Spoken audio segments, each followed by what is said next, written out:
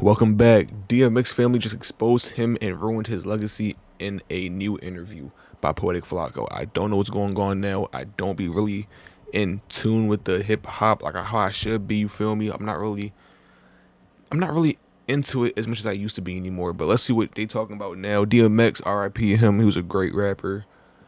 What could have went so wrong? It's disgusting for what they're choosing to do with this man's legacy. What I just saw, quite frankly, is the nastiest thing I think I've ever saw on the internet.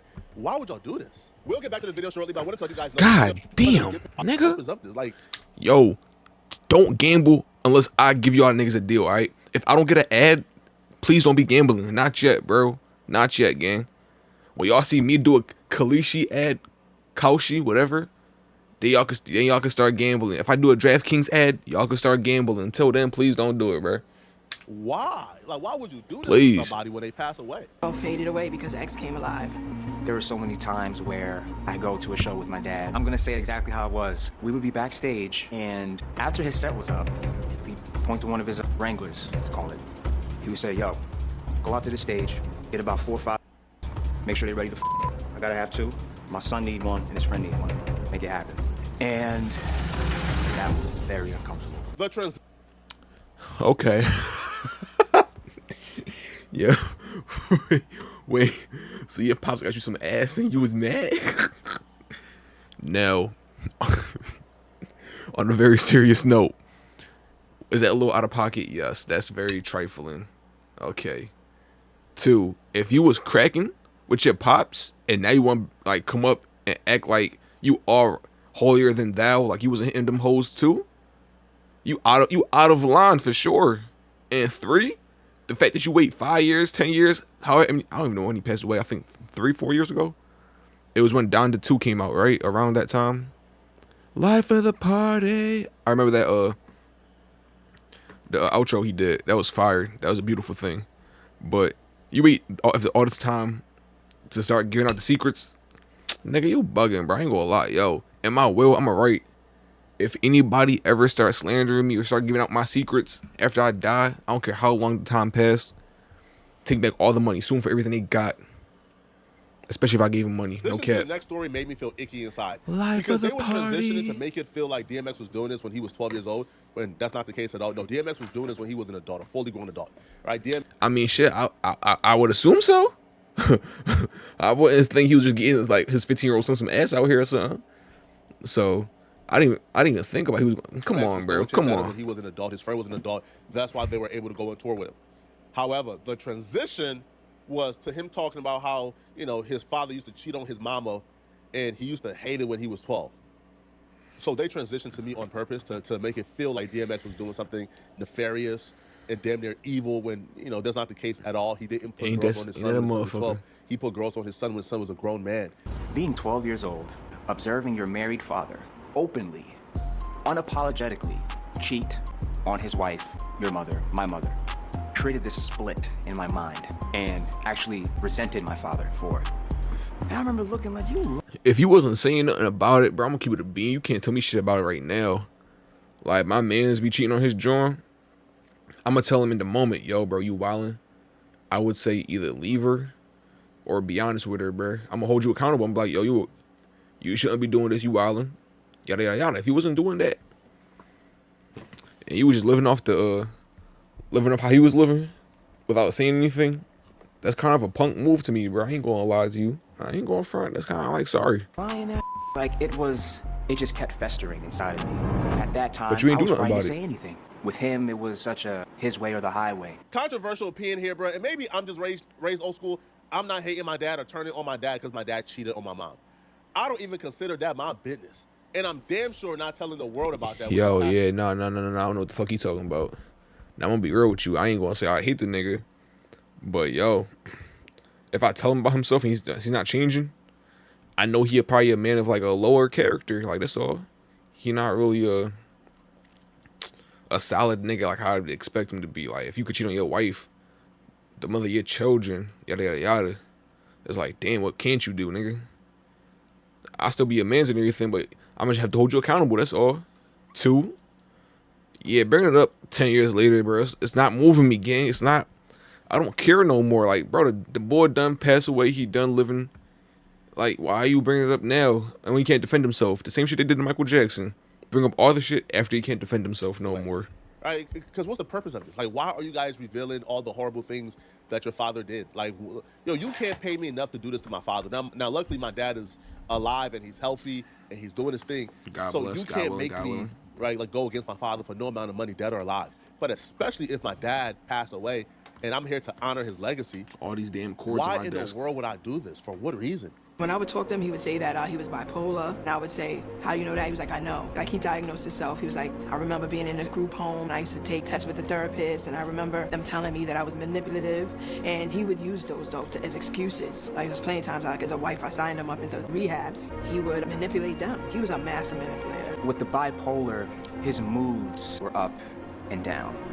And not week to week. For him, it was day to day. Sometimes it'd be scary just like being in the house because you didn't know what exactly was gonna set him off. So it was like walking on eggshells, just trying to not to, like make him upset. It's like a dog, like waiting under like a tree that's like gonna bite you. You know what's gonna happen, you just don't know when. I 1000% think he had a lot of demons and trauma and just distractions in his life that really derailed him from just sticking with his family. This is the problem with social media. Everybody wants attention.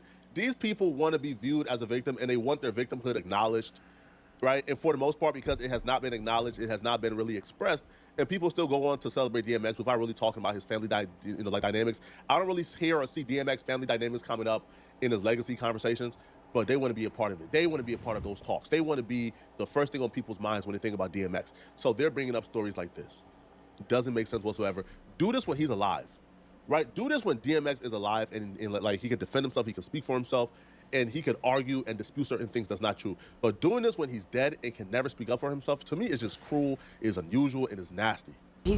I just hope, like I really do hope, that he didn't leave them anything after he passed away, because if he didn't, this would make so much more sense.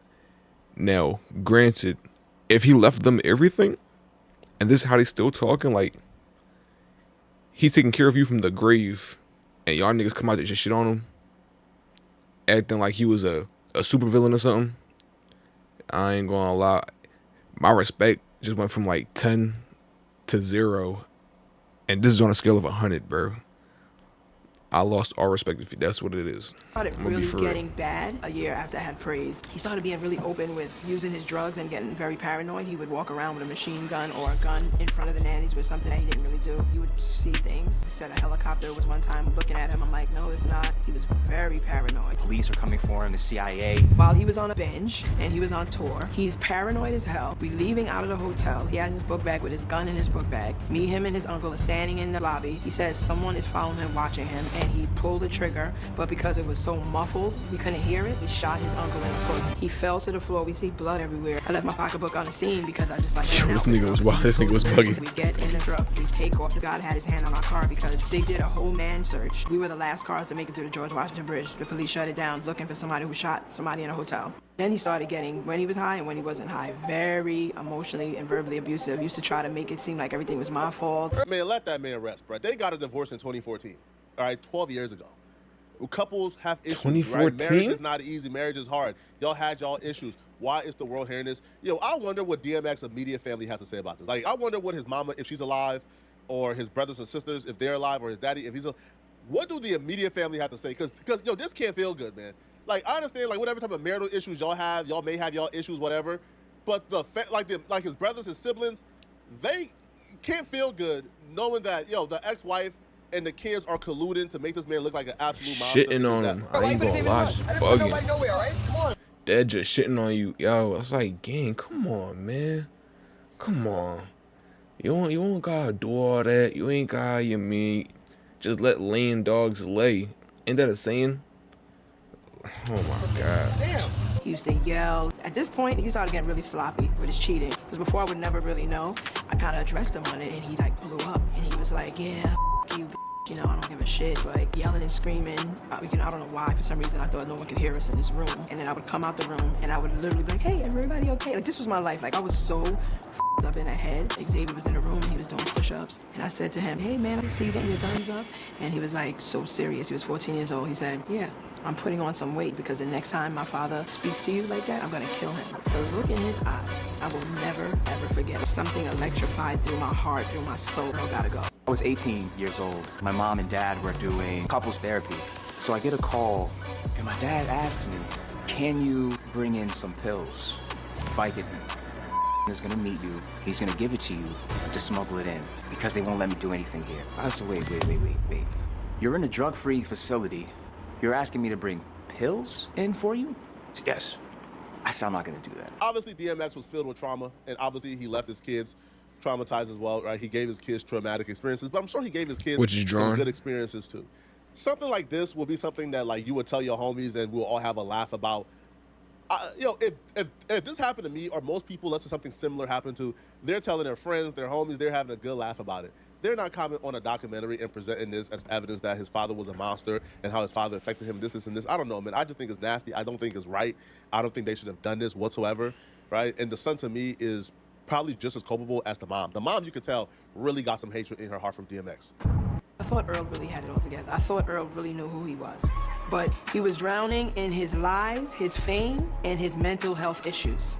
The larger he got as an icon, as an artist, in his success, the harder it was for people to tell him no. The people around him was people that was just... I'm gonna be real with you. I feel nothing for this whole documentary / interview style kind of thing, talking about the life of DMX or whatever.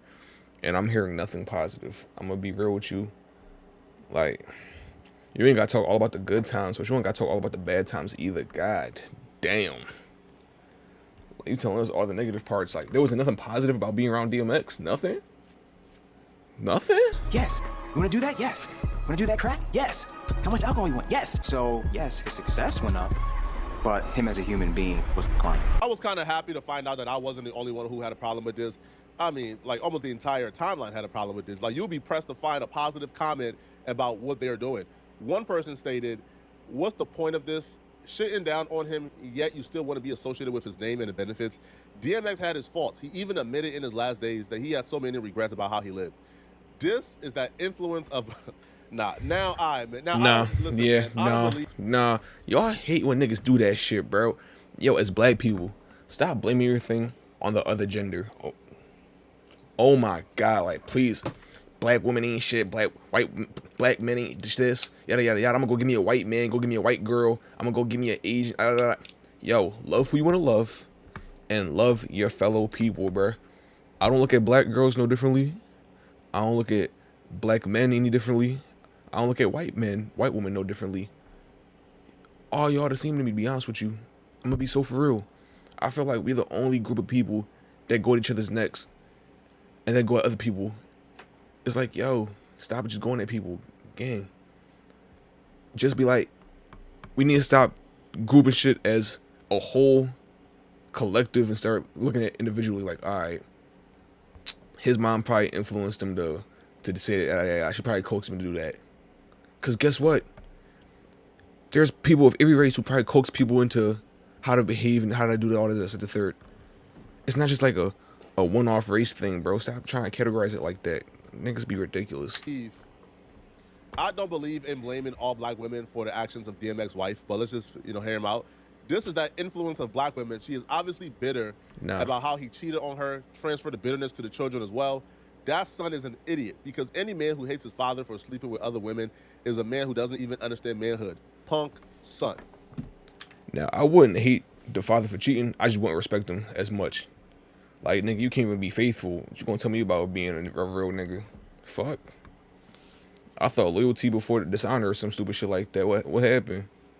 Can't be loyal to your lady? And then niggas gonna say, no, bro, it's about loyalty to the bros. It sounds pretty gay, bro. You can't be loyal to your lady, but you can be loyal to your men. All right. Here. If it makes sense to y'all. I don't believe in, like disparaging all black women, so I'm not even going to address that. But I do believe she did pass down bitterness to, like their kids. She did vilify DMX in the eyes of the kids. For sure. Because this man claiming he hated his father because his father cheated. It's like, hey, man, hey. Pop was getting some ass. I don't condone cheating. I don't think it's right to cheat. Not at all. Hate your daddy because he cheated. Like, come on, son. Like, that's like, that's nigga, grow up, extreme, nigga. Man. Another Twitter user says, not defending his actions whatsoever, but a sit-down, tell-all kind of ordeal out of nowhere when none of this is news to the public seems a bit random, odd. I don't know. No, you 100% right. No, you is 100% right. They are nasty human beings. For another user says we all knew DMX was flawed. He even alluded to it in his music and cried out for help. This interview is not new information. Let it go. It's not. The world didn't need to hear this. DMX has admitted to being a flawed human being, right? To being a drug user. It's not news. She did this, like from my perspective, to get back, man. Right? She's still bitter at DMX and still upset at what he put her through. Somebody asked a similar question that I asked. Which is true. Just Yeah. wondering why this wasn't done when he was alive. Because if he was alive, he'll be able to respond back and defend himself and probably dispute a lot of what they're claiming. Somebody says nasty work, but he always had God on his tongue. Okay, so it looks like this person is disparaging like DMX. I just think it's nasty work. I don't support it. Now, this is 50-50. Some people... They always be having shit to say after you leave the room, after you leave the earth, after you leave whatever, bro. You can never please everybody. Like, you keep seeing it all the time. Michael Jackson was this. Whitney Houston was that. Prince was this. Al Green was that. Teddy Pendergrass was it. It's like, yo, day in, day out, same old, nothing ever gonna change. We all know what it is, bro. So, this wasn't bad taste, I'll be honest with you. I want to say it ruined his legacy, because any real person is gonna sit there and look at this shit and be like, yeah, they on some other shit, because this is just wrong to do. But, you know, some people go and really sit there and listen to them and agree with whatever they're saying. But what can you do? That's it, y'all. Like, comment, subscribe. I love y'all. Appreciate y'all. I'm gonna talk to y'all later. Next video coming out just now. Goodbye.